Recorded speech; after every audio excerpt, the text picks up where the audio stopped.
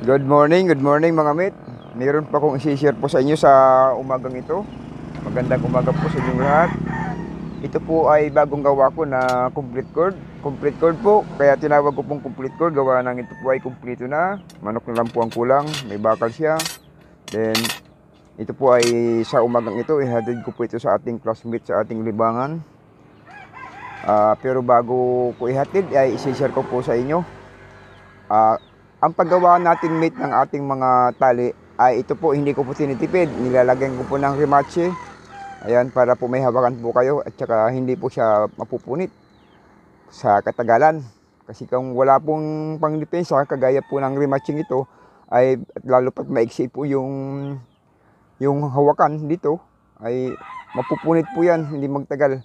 Ito, imbes abutin po ng mga 3 taon, baka 1 taon lang or kalahating taon lang, wala na, sira na. Pero ito po, kailangan po pag gagamit po tayo mga mate ng strap, ay kailangan po ay yung original or class A. Lalakasan ko na lang po ang aking boses mga mate, gawa ng tabi po tayo ng highway, maingay, maraming dumadang sasakyan. Ngayon, ang purpose ko kung bakit ko po ito isinishare sa inyo sa araw na ito mga mate, dahil ang ginawa ko pong para siyang swivel, para mag-play po siya, ito po dalawa siyang mag-play at nakasangal po ng maayos. Ayan, nakasangal. Ito po yung dalawa mag-play, isa, dalawa, then meron pa po tayong pangatlo. Ito po yung sa pangatlo, ito po yung sa pinaka-poste natin. Ayan siya, naka-swivel po siya, may swivel po dito sa bakal nating pang-bounce sa lupa. At saka magpe-play po talaga ito, gawa ng ayan po, maluwag po yung lubid, may allowance para mag-play. Ano. Kaya pag ibinaw nyo po ito sa lupa at ang nakalabas lamang po ay yung swivel, ay talaga po mag-play siya at mapakaganda, hindi po magagasgas ang ating lubid. At yung atin pong hulma, ayan po yung pagkahulma, makapal po siya, makapal na makapal, at hindi po inapura ang pagkahulma. Then yung pangalawa at pangatlo natin na dapat na mag-play para po iwas pulupot sa talian ng ating mga alaga. Ayan po, para matibay din. Ayan po, makapal, ayan, makapal, solid.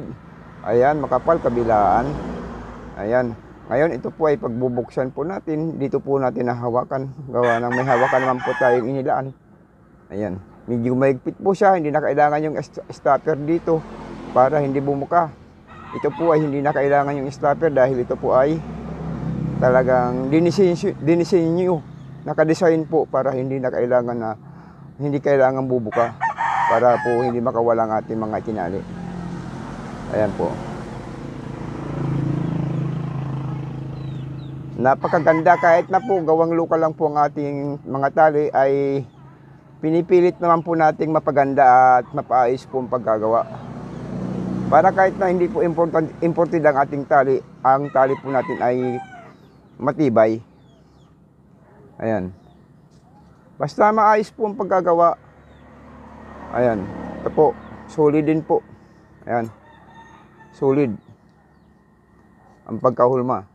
Ayan. Ito po ay dinisenyo para po sa pangkak, pero pwede rin po ito sa stag. Gawa ng po yung karamihan po sa mga alaga natin ngayon, stag pa lang po ay talagang super lakas na yung mga manok. Kaya yung iba po gumagamit na po ng pangkak na lubid. Ito po ay size 12 mga mate, size 12. Ayan. Ito naman po bakal natin mga mate, ito po ay 9mm. Pwede nyo naman po, kung gusto nyo po na hindi mabunot, pwede nyo naman po itong ibaluktot po ang dulo, saka nyo ibaon, or pwede nyo naman pong ibaluktot din, lagyan nyo po ng semento. Kung gusto nyo pang mas matibay ang gusto nyo pong mangyari, para para po ay nakakasiguro po tayo na hindi mabubunot yung pagkakabaon ng ating pamusti. Okay, hanggang dito na lang po mga mate. Dahil usapan po namin ang ating classmate sa ating libangan ay alas 7 po kami magkikita. Kaya ito na po, sinare ko lang po sa inyo. 3 po yung magpipli dito, isa, dalawa, then yung pinaka-poste niya, ito nagpipli din siya ito. Ayun lang po sinare ko para malaman natin ay may karagdagang kalamandi, para mai-share ko po sa inyo na para po iwas pulupot or pagkabuhol-buhol ang ating ating tali para makaiwas po tayo sa anumang disgrasya sa ating mga alagang itinali. Okay?